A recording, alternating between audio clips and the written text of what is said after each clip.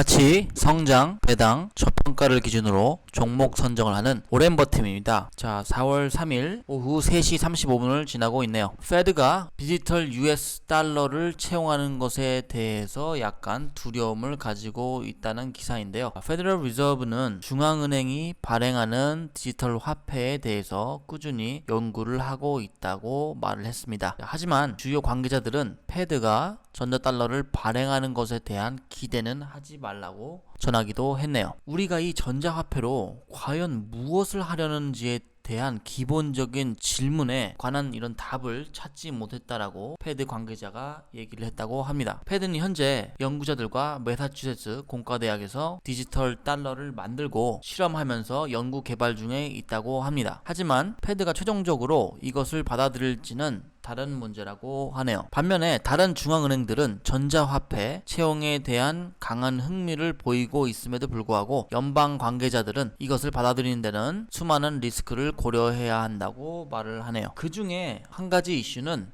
여기 보시면 프라이버시가 되겠습니다. 패드가 블록체인을 사용하여 디지털 달러를 분배하게 된다면 사용자들은 중앙은행이 일일이 개개인의 소비 추세 및 데이터를 확보할 수 있다는 점을 들고 있습니다. 또 다른 이슈는 뱅킹 시스템을 방해하기 때문이라고 하는데요. 만약에 패드가 발행한 전자지갑을 사용하여 서비스나 물품 구매에 개개인이 사용하라고 한다면 은행들은 예금 펀딩을 위해 패드와 경쟁을 해야 할 것이기 때문이죠. 패드의 제롬 포웰은 자신이 투티어라고 여기서 말을 하는데, 투티어 시스템이라는 게 뭐냐면 전자지갑에 대해서는 각 개인 프라이빗 섹터에서 운영을 하게 할 수 있다고 얘기를 한 거죠. 즉 이것은 너희들이 관리를 해도 돼 라고 해서 말을 덧붙였다는 내용입니다. 그리고 패드가 디지털 달러를 찍어낼 수 있는 법적 권위가 있는가에 대한 문제가 또 생기게 되는데요. 예를 들면 비트코인 같은 경우는 패드가 찍어낼 수 있는 것이 아니기 때문에 가능성은 매우 희박하지만 거의 제로에 가까울 수도 있지만, 비트코인을 화폐로 받아들이게 된다면 패드의 존재, 은행의 존재도 필요가 없어지게 된다는 얘기가 되는 거죠. 그래서 포웰은 디지털 달러를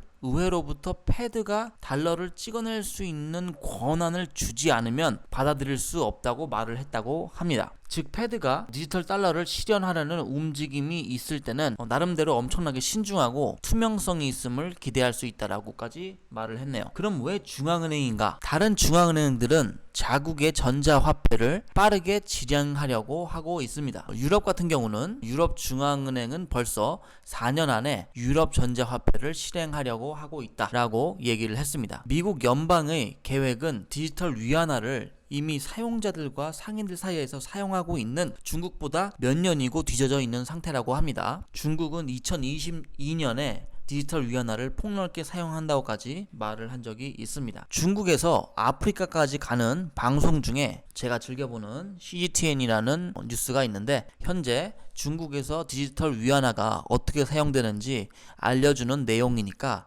참고를 한번 해보도록 할게요. 약 5만 명의 심천 거주 중국 사람이 새로운 화폐 어플을 다운받아 써보게 했다고 합니다. 디지털 위안화가 인터넷 사용 없이 어떻게 사용되는지 여기서 배워볼 수가 있는데요. 잠깐 짧은 영상을 보고 지나가도록 할게요. Hello there. Today I'm in Shenzhen and I met a girl here. She has got something that I don't have. It's the digital RMB.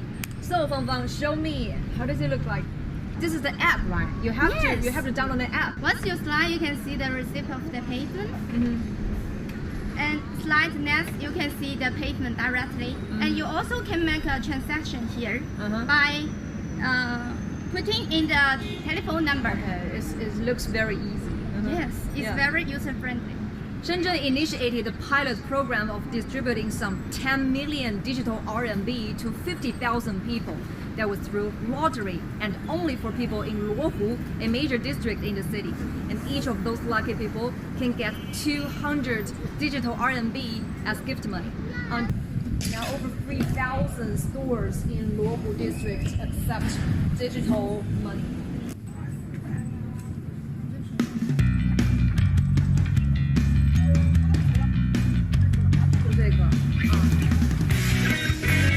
자, 그럼 영상을 봤으니까 이어서 여기서 보면은 몇몇 중앙은행들은 통화 정책을 펼치는데 디지털 화폐가 유용하다고 말한다는 사람들이 있네요. 예를 들어 중앙은행이 발행한 전자지갑을 사용하면 소비자들에게 직접적으로 돈을 풀어서 지갑에 넣어줄 수가 있다고 합니다. 어떻게 보면 뿌리는 방식 자체가 아주 간단해질 수 있다는 얘기를 하는 것 같습니다. 유럽 중앙은행과 다른 중앙은행들은 마이너스 금리를 그들이 가진 전자화폐 지갑으로 바로 적용시킬 수 있고, 그렇게 되면 더욱 경제에 더 효과적으로 소비자들의 소비 심리를 자극시킬 수 있는 이점이 또 생긴다고 하네요.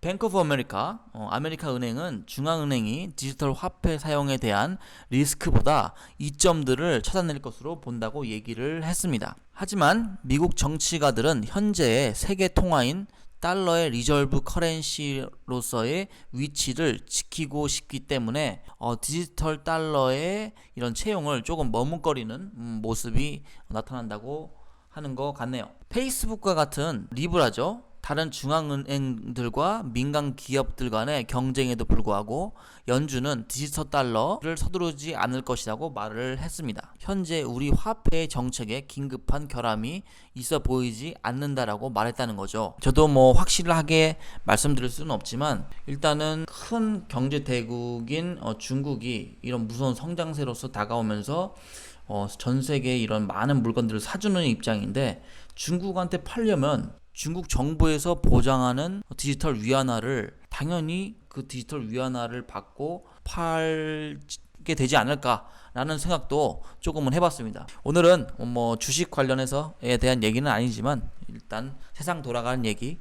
좀 하면서 뉴스 아티클 보다가 이런 재밌는 내용을 가져올 수 있게 돼서 여러분들께 공유를 드리도록 한 것입니다.